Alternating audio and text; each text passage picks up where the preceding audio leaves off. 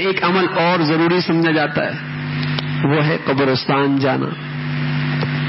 بھئی پیارے نبی علیہ الصلوۃ والسلام ہر ہفتے میں قبرستان جایا کرتے تھے، ہر ہفتے میں جایا کرتے تھے. اب ہر ہفتے ایک مرتبہ چلے جایا کرتے.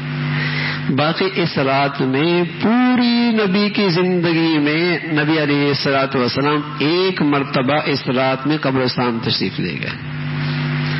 اور آپ بھی اگر ایک مرتبہ تشریف لے جائیں گے زندگی میں سنت کی نیت سے ثواب مل جائے گا.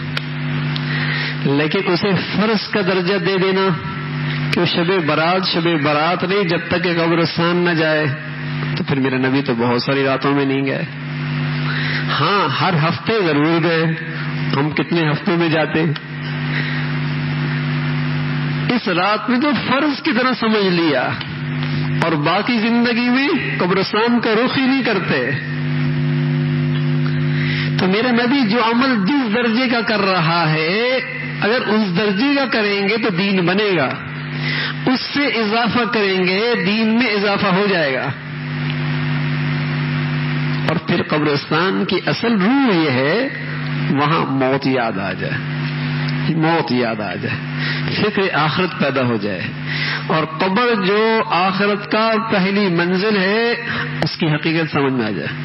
لیکن شور و شغب میں جب یہ روح نہ ملے تو بجائے روح کے وہاں گناہ ہونے کا خطرہ ہے، پھر کسی طرح میں گنجائش نہیں.